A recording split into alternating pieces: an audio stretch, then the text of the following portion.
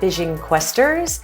Welcome to day 2 of Vision 2020, our 6-day workshop for setting our intentions for the new year so that we can create a playing field to build our dreams, manifest our desires, have our intentions come to fruition, and create the reality that we want to see and that we want to experience in this lifetime. My name's Shannon Sinclair. You all probably know me pretty well by now. And today is one of my favorite days of the year. Happy New Year's Eve. We're putting a cherry on top of 2019 and we are ready to move into 2020. I don't know about you, but I'm ready for the new year. I've been building up this last month and a half, crawling to get to this day, my very favorite day. No, Halloween I think is my very favorite day, but one of my very favorite days is New Year's Eve. And it's not because of the festivities, the ball dropping, the balloons dropping, the champagne, kissing people into the new year or whatever. It is because today is the burning bowl. And I get to release and burn and let go of permanently some things I don't want to create anymore. And so it's a very sacred time for me. And I'm really glad that you are all in here and wanting to do this so that you can start off fresh. Yesterday was our day of reflection. We reflected, we pulled things up from our past. Maybe you did the past 10 years. It's a good time to do that. The past year for sure. And you wrote some things down. You wrote a big list. And then hopefully you've put them into strips. If you haven't put them into strips yet, all the things that you journaled or wrote down, today you can do that before your burning bowl ceremony. I'm going to cut away in a little bit and show you what I've done for today. So it's about this past 12-month cycle. I look at the things I accomplished. I really did accomplish a lot. It was good for me to look at how much I actually got done and how much I actually manifested and see what we've created and celebrate that. I also look at how I've evolved, the things I've changed, the things that worked and the things that didn't work, the things I'd like more of and can like to sustain and continue, and the things I don't want to take with me. There was a few of those. So it was like, I approached today like a spiritual house cleaning, gathering everything up, and today, throwing it in the fire, the things that I don't want.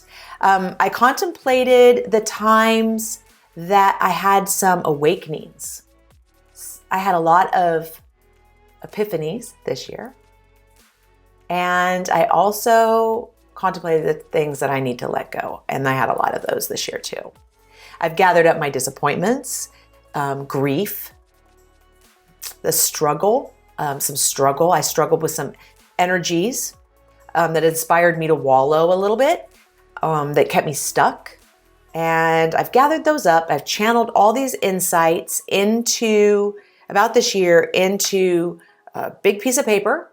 And then I took those and I consolidated them onto some other strips of paper. And I'm actually going to burn all of it. I'm going to burn my journal notes, not my successes. I'm going to keep those for the future, but I am going to burn my mind barf page as well. Actually, I've got several pieces of paper. It's going to be a big fire this year. So today is the burning bowl ceremony. And we really want the clean slate. We don't want to continue doing things that don't work anymore. And we want to continue doing the things that worked. Build on our successes for 2020 and have a better year than 2019, hopefully. That's the intention. So first off, this is what you're going to need for your burning bowl ceremony.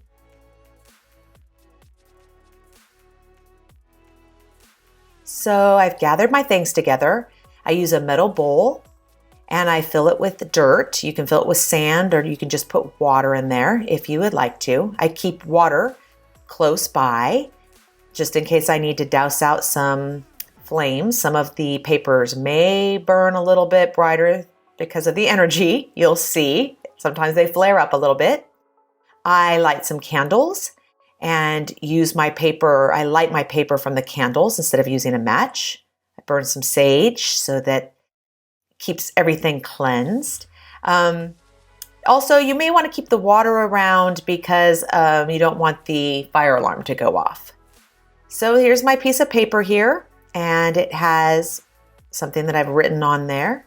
I'm going to light it with the candle, and I'm going to put all the energy that's written on this piece of paper, and I'm going to allow my energy, the energy of this that I've written down that's in my body, I allow it to go into the paper, and I allow the flames not only to burn the paper, but to burn the energy that it represents. And I keep the water by just in case I need to add it to put out flames. Sometimes you don't need it that much.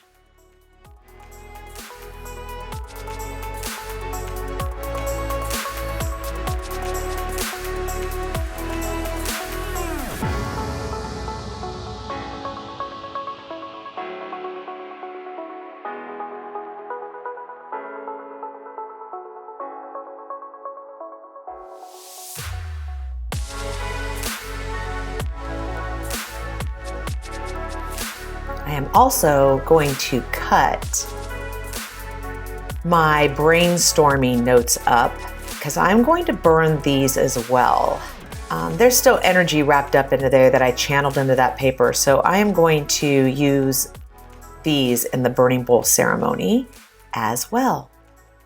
When I am done with my burning bowl ceremony and all of the energies are burnt into ash, I take them outside and find a space. This is my new house. It's my new backyard. So I'm going to scatter my ashes of my energies underneath this wise cherry tree that has been here for years. I have no idea how long this cherry tree's been here, but my house is 100 years old, and this cherry tree looks like it's been here a while. So I'm just going to scatter all the ashes of my dead energy underneath the tree to recycle and let Mother Earth neutralize and recycle that old energy.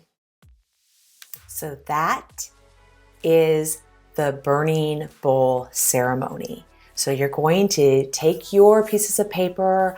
You can do it as close to midnight as if you want to, wait and really end the year, do it closer to midnight. You can do it now. You can do it in the afternoon. You can really do it whenever you want. By the way, you can actually do a burning bowl anytime that you want to. I like to do it on some full moons when I've completed a big project, like you have a new moon, and then you start new things on a new moon, and then you go through, and 6 months later, the full moon 6 months later is the completion of that cycle. So you have a new moon, 6 months later is the completion of that cycle. So I set intentions on my new moon, and then at the end of that 6 months for that new moon, it comes to completion, and I can do a burning bowl ceremony then too. So sometimes big full moons, I'll do a burning bowl, but I really save it up for the new year like this. Rituals are not necessary for our spirituality, but the ceremony creates a sacredness around events and beginnings and endings. So having a ceremony definitely honors it and makes it special and makes it meaningful for us. So it's not completely necessary that you do a burning bowl, but it does help, like a baptism by fire, helps things just release and energies release. So it's just, I hope you enjoy it. I hope you enjoy getting that clean slate and feeling fresh and hopeful and full of possibilities for what 2020 will bring you. Now, tomorrow, we are going to savor the blank slate a little bit. We are not immediately setting a goal yet. We're going to play for a couple of days. We're going to explore and discover, maybe find new things out about ourselves. I've discovered I've shifted a little bit in my soul's code and I've kind of evolved. And tomorrow we're going to explore our soul's code. That is something you've been a calling that's been embedded in you, and I'll explain more about that tomorrow.